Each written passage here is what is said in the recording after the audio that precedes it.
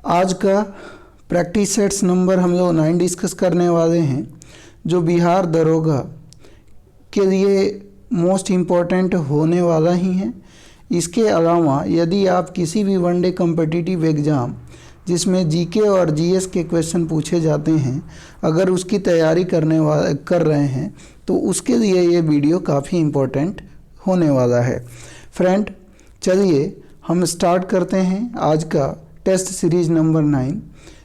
Test series start करने से पहले एक रिक्वेस्ट कि यदि आप इस चैनल पर नए हैं तो चैनल को सब्सक्राइब कर दीजिए, वीडियो अंत तक देखिए, पसंद आने पर लाइक कीजिए और दोस्तों इसे अपने दोस्तों में शेयर ज़रूर कीजिए।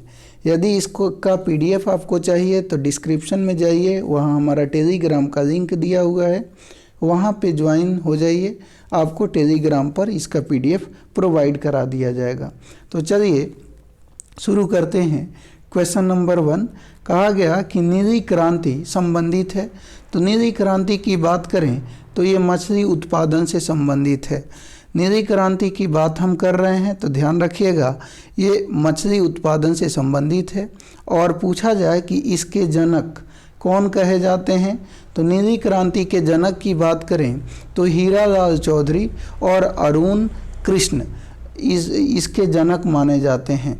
तो पूछा जाए कि नीली क्रांति के जनक कौन है तो आप बता सकते हैं हीरालाल चौधरी और अरुण कृष्ण को ये नीली क्रांति का जनक माना जाता है। दूसरी चीज़ें ध्यान रखिएगा, ये नीली क्रांति लाई कब गई थी तो 1981 के आसपास ये लाई गई थी, ये बात ध्यान रखना है।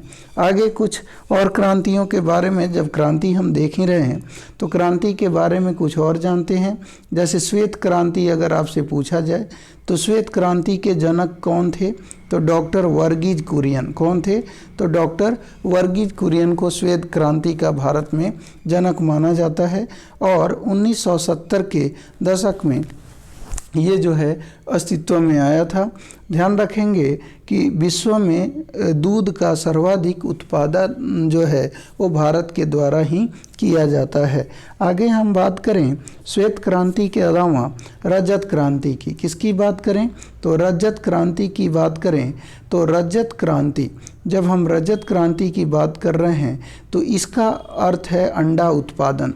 अंडा उत्पादन में आस्तित जो है वृद्धि होना, ये रजत क्रांति का जो है मुख्य विशेषता थी। और इसका जनक जो है वो इंदिरा गांधी जी को माना जाता है। श्रीमती इंदिरा गांधी जी को इनका जनक के रूप में माना जाता है।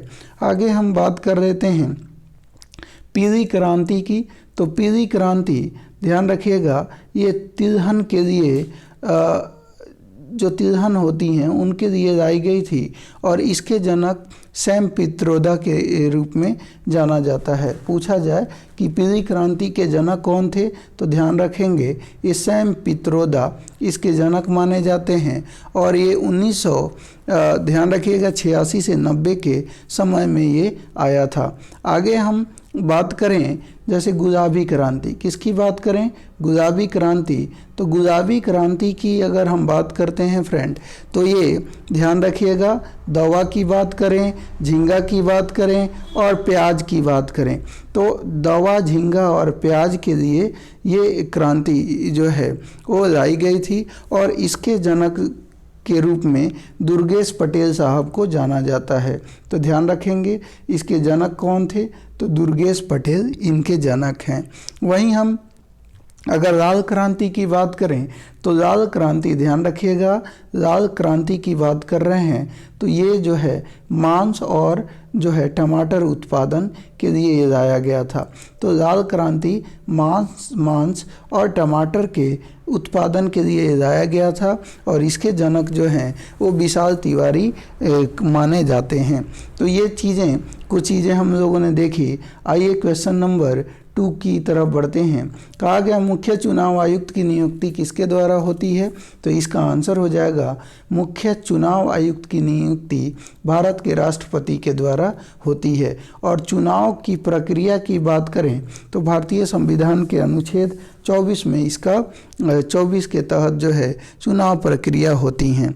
आगे हम बात करें क्वेश्चन, अब देखिए अब यहाँ पे चुनाव की बात कर रहे हैं तो पूछा जाए कि पहले चुनाव आयुक्त कौन थे।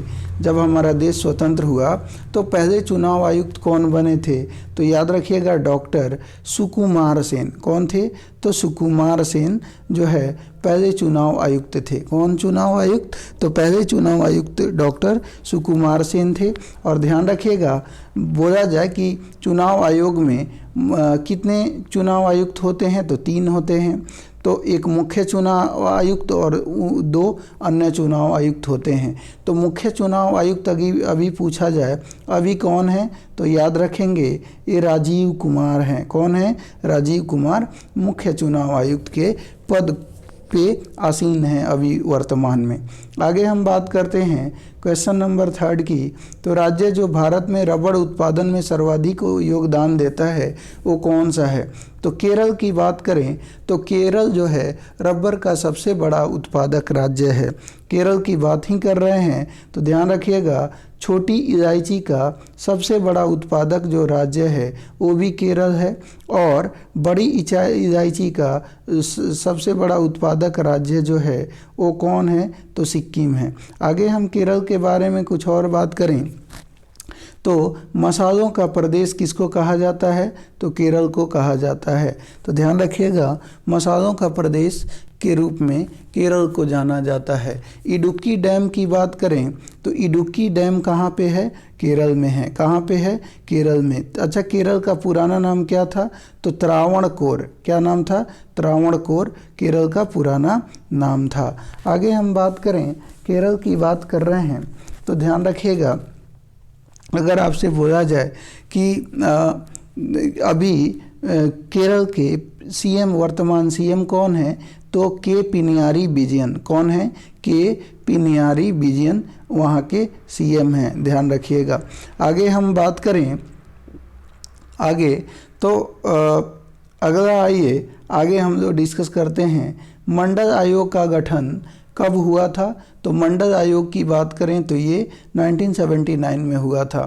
और मंडल आयोग आपको पता ही होगा कि मंडल आयोग में ओबीसी का को आरक्षण जो है वो 27% जो है वो दिया गया था, ध्यान रखिएगा।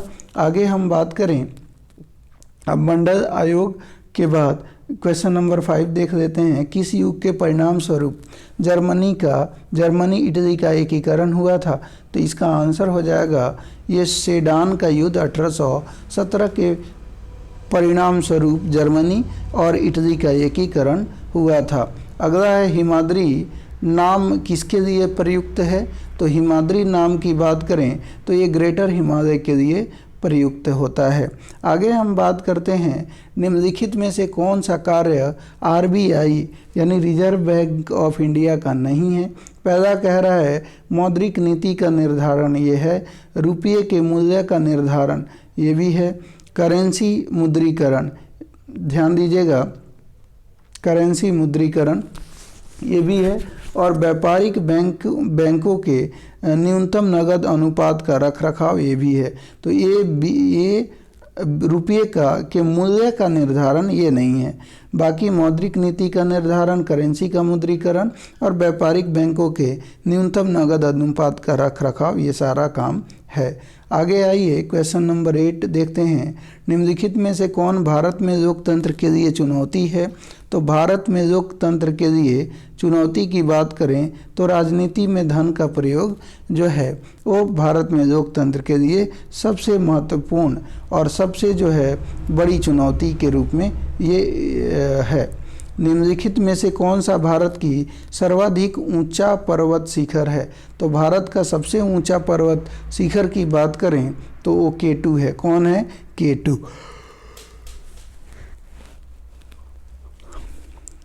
अगला क्वेश्चन देखते हैं। क्वेश्चन कहा गया कि विकास केंद्र उपागम की शुरुआत किस पंचवर्षीय योजना में की गई थी, तो विकास केंद्र उपागम की शुरुआत जो है वो ध्यान रखिएगा चतुर्थ पंचवर्षीय योजना में की गई थी। अगला है हम बात करेंगे 10 के बाद 11 नंबर क्वेश्चन की।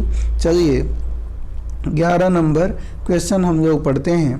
कहा गया कि निम्नलिखित में से किसने कहा था महात्मा गांधी क्षणिक किसने कहा था कि महात्मा गांधी क्षणिक भूत की भांति धूल उठाते हैं लेकिन स्तर नहीं उठाते?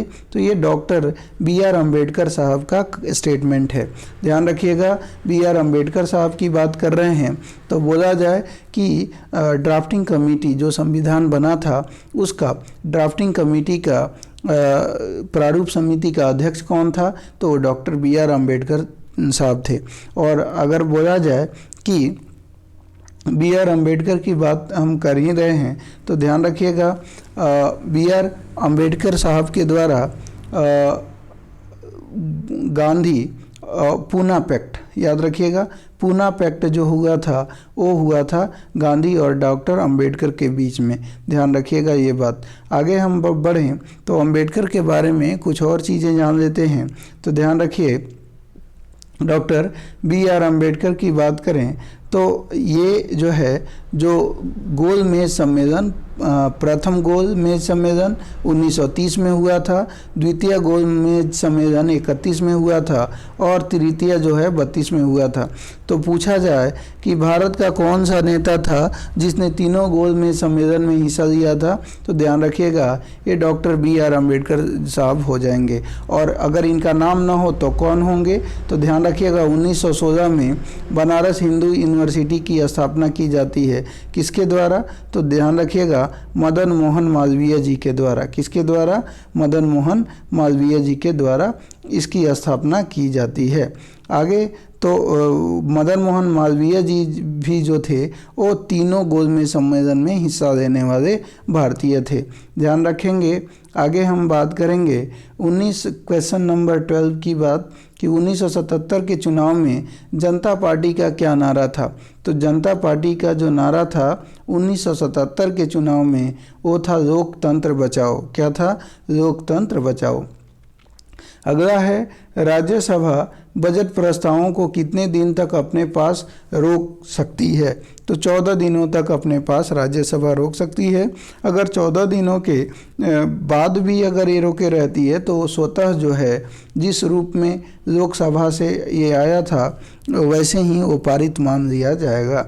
अगला क्वेश्चन है भारतीय वास्तुकला में सुर्खी का प्रारंभ हुआ। तो भारतीय वास्तुकला की बात करें तो सुर्खी का प्रारंभ कुषाणों के द्वारा किया गया। ध्यान रखिएगा। आगे हम बात करते हैं, कहा गया निम्नलिखित में से कौन सा एक स्वरोजगार कार्यक्रम है? तो स्वरोजगार कार्यक्रम की बात करें तो स्वर्ण जयंती ग्राम स्वराज योजना जो है ये स्वरोजगार कार्यक्रम है। अगला है अनुसूचित जाति के लिए लोकसभा की कितनी सीटें आरक्षित है? तो अनुसूचित जाति के लिए बोला गया है लोकसभा जो सीटें हैं वो 84 जो है आरक्षित हैं। आगे हम बात करें अगले क्वेश्चन की तरफ तो कहा गया कि भारत में कृषि जन्य पदार्थों हेतु दिए जाने वाले श्रेणी मापदंड क्या हैं? तो इसका आंसर हो जाएगा फ्रेंड ये 1 मार्क हैं। आगे हम बात करें तो भारतीय संविधान में मूल रूप से कितने मौलिक अधिकार प्रदान किए गए थे? तो मौलिक अधिकार जो है शुरू में 7 प्रदान किए गए थे और मौलिक अधिकार की हम बात कर रहे हैं तो ध्यान रखिएगा अनुच्छेद 12 से 35 तक है और भाग 2 में मौलिक अधिकार आता है। हम बात करें तो ध्यान रखिएगा इसमें जो संपत्ति का अधिकार था वो भी हमारा मौलिक अधिकार था, लेकिन हमने जो है इसे हटा दिया है। अब ये संपत्ति का अधिकार एक विधिक अधिकार है, वैधानिक या कानूनी अधिकार ये रह गया है। तो वर्तमान में अगर मौलिक अधिकार बोला जाए तो वर्तमान में 6 मौलिक अधिकार हमारे हैं। आगे हम बात करें, ठीक है 6 मौलिक अधिकार हैं। अब फंडामेंटल राइट हमने लिया कहाँ से है? तो ध्यान रखिएगा फंडामेंटल राइट जो है हमने अमेरिका के संविधान से लिया है। ध्यान रखिएगा। और वहीं मौलिक कर्तव्य की बात करें तो हमने कहाँ से लिया है? तो रसिया के संविधान से लिया है। अगला क्वेश्चन है कि एक गठबंधन सरकार से अभिप्राय है। तो एक गठबंधन सरकार से क्या अभिप्राय है? तो आंसर हो जाएगा 2 या अधिक राजनीतिक दलों के गठजोड़ से निर्मित सरकार को हम लोग गठबंधन सरकार या कोलिशन गवर्नमेंट के नाम से जानते हैं। अगला है कि सूचना का अधिकार एक कानून है जो लोगों को अनुमति प्रदान करता है। तो किसका अनुमति प्रदान करता है? सरकार क्या कर रही है उसके बारे में जानकारी हासिल करने की अनुमति प्रदान करता है। 20 के बाद क्वेश्चन नंबर 21 देखेंगे, बिहार के इतिहास में प्रथम ग्रंथ के रचनाकार कौन थे? तो बिहार के इतिहास में प्रथम ग्रंथ के रचनाकार जो थे वो अली मुहम्मद शाह अजीमाबादी थे। अगला है कृषि उपज के कृषि कहा गया कि कृषि उपजों के न्यूनतम समर्थित मूल्य की संस्तुति किसके द्वारा की जाती है? तो इसका आंसर हो जाएगा फ्रेंड, ये संस्तुति जो है CACP द्वारा की जाती है। निम्नलिखित में से कौन सा ऊर्जा का गैर परंपरागत स्रोत नहीं है? तो ऊर्जा का गैर परंपरागत स्रोत नहीं है की बात करें तो कोयला जो है ऊर्जा का गैर परंपरागत स्रोत नहीं है। अगला हम बात करते हैं कोंकण तट निम्न में से किनके बीच स्थित है? तो कोंकण तट की बात करें तो गोवा तथा दमन के बीच में स्थित है। अम्नेस्टी इंटरनेशनल निम्नलिखित में से किससे संबंधित है? तो इसका आंसर हो जाएगा अम्नेस्टी इंटरनेशनल मानव अधिकार से संबंधित है। 25 के बाद 26 नंबर क्वेश्चन देखेंगे, कहा गया नगरीय क्षेत्रों में मुख्यतः कौन सी बेरोजगारी पाई जाती है? तो नगरीय क्षेत्रों में शिक्षित बेरोजगारी पाई जाती है। लोकतांत्रिक सुधारों का संबंध होना चाहिए, तो लोकतांत्रिक सुधारों का संबंध होना चाहिए वो सुशासन के लिए। अगला है 28 नंबर, भारत में कहाँ झूम कृषि की जाती है? तो इसका आंसर हो जाएगा दक्षिणी भारत में झूम कृषि की जाती है। निम्नलिखित में से कौन सा हिंदुस्तान फर्टिलाइजर कॉरपोरेशन लिमिटेड के अधीन नहीं है? तो इसका आंसर हो जाएगा पहला है नांगल, दुर्गापुर भी है, कामरूप नहीं है, बरौनी भी है, यानी सी आपका आंसर हो जाएगा। आगे हम बढ़ते हैं, हीराकुंड परियोजना निम्नलिखित में से स्थित है, तो कौन से नदी पर स्थित है?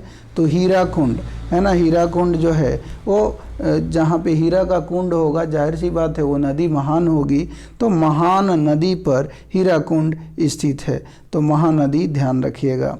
आगे हम बात करेंगे तो इस तरह से निमोनिक्स बना के आप याद रख सकते हैं।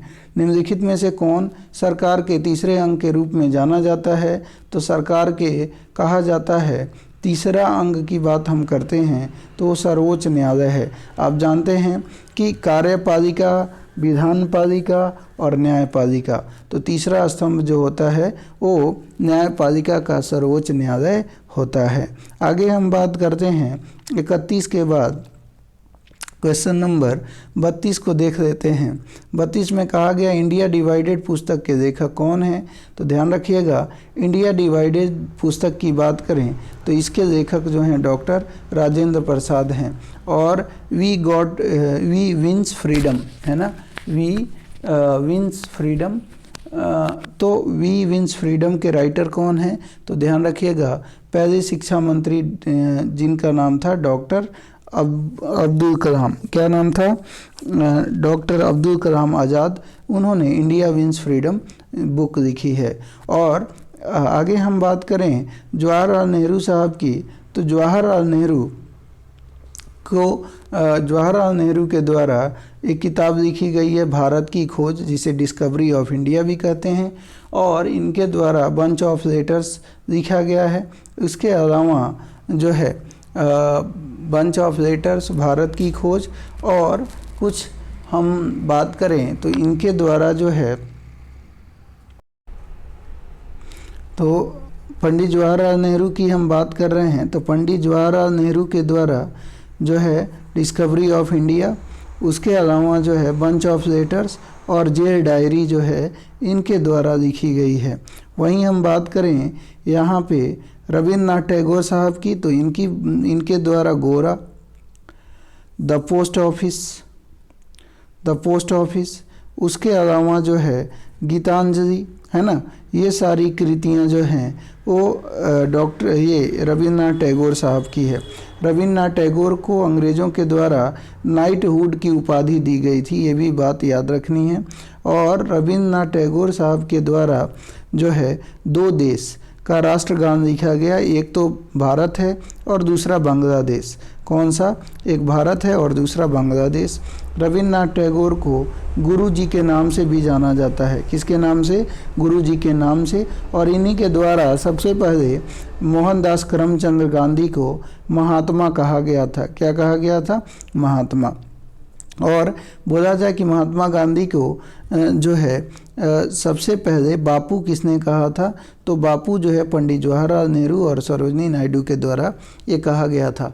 और राष्ट्रपिता गांधी को किसके द्वारा कहा गया था?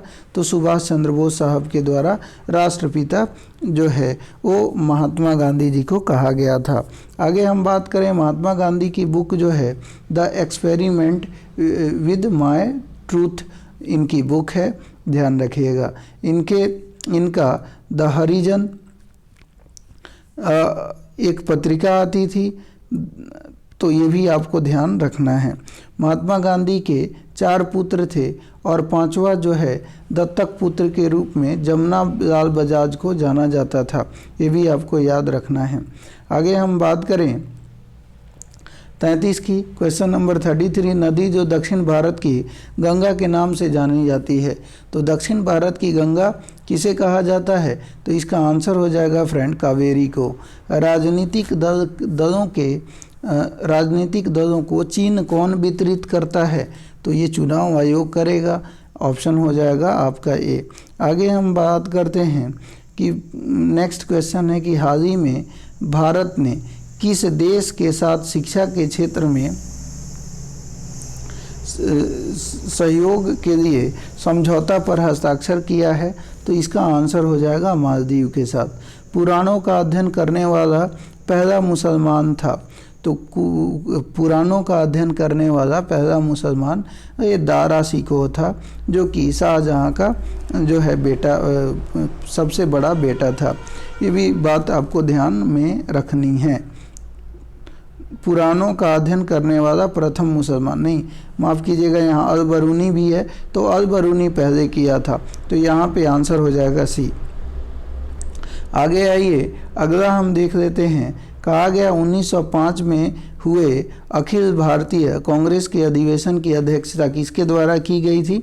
तो ध्यान रखिएगा, ये गोपाल कृष्ण गोखले के द्वारा 1905 में कांग्रेस के अधिवेशन की अध्यक्षता की गई थी। और गोपाल कृष्ण गोखले ही जो है वो महात्मा गांधी के राजनीतिक गुरु माने जाते हैं। और महात्मा गांधी के आध्यात्मिक गुरु अगर कोई पूछे आपसे तो वो कौन माना जाता है? तो महात्मा गांधी का आध्यात्मिक गुरु जो हैं वो लियो टॉलस्टॉय को माना जाता है। और वहीं बात करें कि गोपाल कृष्ण गोखले साहब के गुरु कौन थे? तो उनका नाम है एमजी रानाडे, महागोविंद रानाडे। और ये जो है बाल गंगाधर तिलक के भी गुरु माने जाते हैं, ये भी बात याद रखनी है। अब 1905 की बात ही हो रही है, तो क्या कोई और इंसिडेंट 1905 में हुआ था? तो याद रखेंगे बंगाल का विभाजन। किसका विभाजन?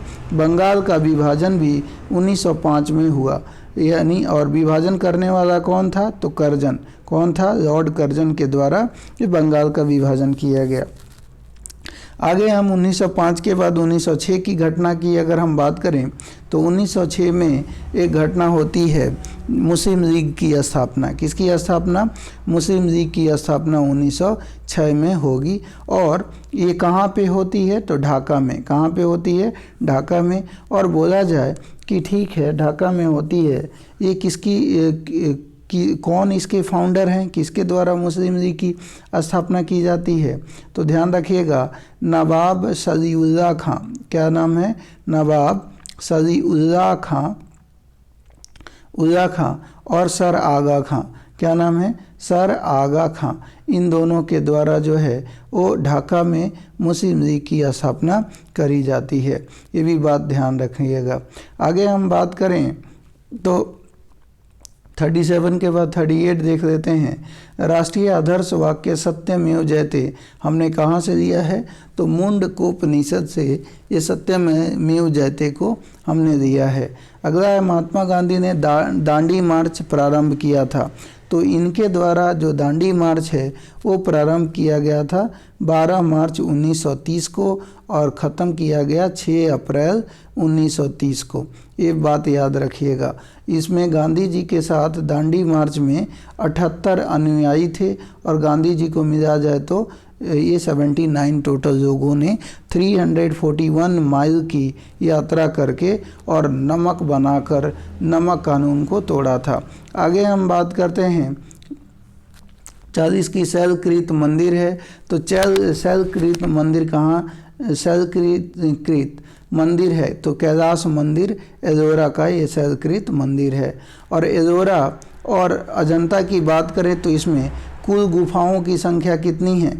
29 है। कितनी है? कुल गुफाओं की संख्या 29 है। 16, 17 और 19 ये गुफाएं जो है वो गुप्तकालीन गुफाएं मानी जाती हैं। भारत में राष्ट्रीय पर्यावरण इंजीनियरिंग शोध संस्थान अवस्थित है तो इसका आंसर हो जाएगा नागपुर में। बीसीसीआई द्वारा भारतीय महिला क्रिकेट टीम सीनियर के मुख्य कोच के रूप में किसको चुना गया है? तो ये रमेश पवार को। अगला हम बात करें कि बिहार राज्य में शहरीकरण की दर कितनी प्रतिशत है? तो आंसर हो जाएगा फ्रेंड, शहरीकरण की दर 11.29% है। आगे हम बात करते हैं 43 के बाद 44 देख लेते हैं। कहा गया क्वेश्चन है कि a history of India's covert operation नामक पुस्तक को किसने लिखा है? तो इसका आंसर हो जाएगा फ्रेंड, ये लिखा गया है यतीश यादव के द्वारा। केंद्रीय शिक्षा मंत्री धर्मेंद्र प्रधान द्वारा शुरू किए गए 100 दिवसीय पठन अभ्यास का नाम क्या है? तो इसका नाम हो जाएगा पढ़े भारत। क्या नाम हो जाएगा? पढ़े भारत इसका नाम हो जाएगा, ये नाम है। अगला है, कहा गया कि भारतीय सेना ने निम्नलिखित में से किस शहर में क्वांटम कंप्यूटिंग प्रयोगशाला और centre for artificial intelligence A1 की स्थापना करी है? तो आंसर हो जाएगा महू में इसकी स्थापना करी गई है।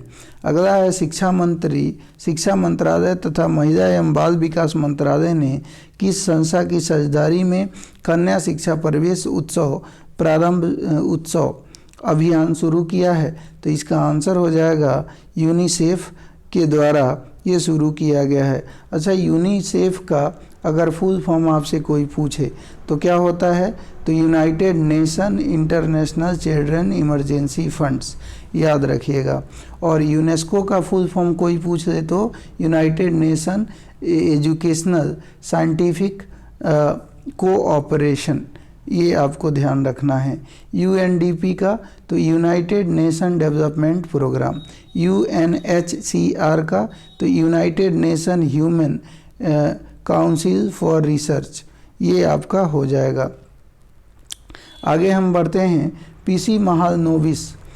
यहाँ पे कहा गया कि PC महालनोबिस पुरस्कार से सम्मानित प्रथम व्यक्ति कौन है? तो इसका आंसर हो जाएगा ये सी रंगराजन है। वर्ष 1947 के भारत पाक युद्ध में इस्तेमाल किए गए किस विमान को आधुनिक स्वरूप के साथ भारतीय वायुसेना में शामिल किया जाएगा? तो इसका आंसर हो जाएगा डकोटा को। अगला है संप्राय, क्या बोला गया? संप्राय मैदान संबंधित है तो इसका आंसर हो जाएगा फ्रेंड नदी से है। अगला है गतिशील वैद्युत आवेश पैदा करता है तो ये चुंबकीय क्षेत्र पैदा करता है। अगला क्वेश्चन देख लेते हैं। कहा गया कि इसमें से निम्न जीवाणुओं को उनके रोग के साथ सुमेलित करें और सही विकल्प को चुनें। तो उनको रोग के साथ सुमेलित भी करना है और सही विकल्प का चयन भी करना है। तो चलिए सही इसमें बताना है कौन सा है तो देख लेते हैं।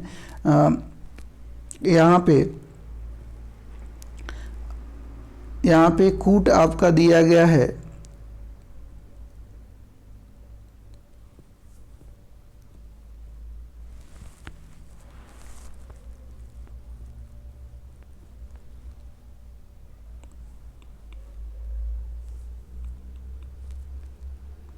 यहाँ देखेंगे पहला कहा गया ट्रिपोनीमा पैलेडियम, तो इसका हो जाएगा 3 सिफिलिस से, ट्रिपोनीमा पैलेडियम सिफिलिस से हो जाएगा। और यार्सिनिया हो जाएगा, ये यार्सिनिया पेस्टिस, तो ये जो हो जाएगा वो आपका प्लेग से हो जाएगा। और बेसिलस एंथ्रेसिस, ये एंथ्रेक्स से हो जाएगा। और ये जो हो जाएगा कॉलेरा से हो जाएगा। तो इसको मैच हम कर देंगे। आगे आइए 52 के बाद 53 नंबर देख लेते हैं। 53 में क्या कहा गया कि परावर्तित प्रकाश में ऊर्जा। तो परावर्तित प्रकाश में ऊर्जा की हम बात करें फ्रेंड, तो आंसर हो जाएगा परावर्तित प्रकाश में ऊर्जा आपतन कोण के बढ़ने के साथ बढ़ती है। अगला है पादपों में मूल रोमों द्वारा जल जिस प्रक्रिया से अवशोषित किया जाता है वह कहलाता है। तो क्या कहलाता है? तो इसका आंसर हो जाएगा परासरण कहलाता है। अगला है निम्नलिखित में से, कहा गया निम्नलिखित में से किस कारण से वनों के विशाल क्षेत्र रखने की आवश्यकता होती है? तो वनों के विशाल क्षेत्र भूवैज्ञानिक संतुलन के लिए रखने की आवश्यकता होती है।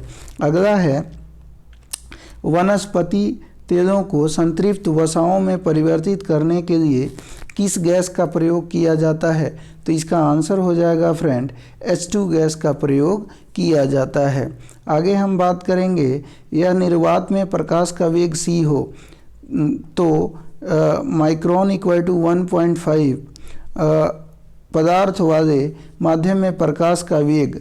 तो यहाँ पे आंसर हो जाएगा, ध्यान दीजिएगा, प्रकाश का वेग यहाँ पे क्या होगा 2/3c हो जाएगा।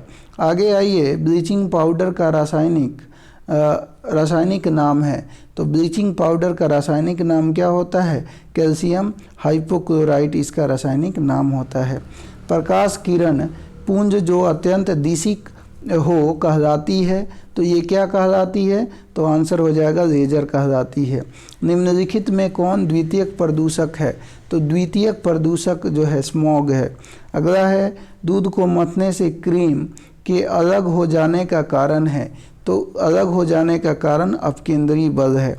61 के बाद 62 देख लेते हैं। तो 62 में क्या कहा गया है? कहा गया है निम्नलिखित में से किस युग्म में खुला परिसंचरण तंत्र पाया जाता है? तो इसका आंसर हो जाएगा फ्रेंड ये कॉकरोच और सिल्वर फिश में खुला परिसंचरण तंत्र पाया जाता है। क्रॉस लिंक्ड पॉलीमर का उदाहरण है। तो क्रॉस लिंक्ड पॉलीमर का उदाहरण की बात करें तो ये बेकेलाइट है।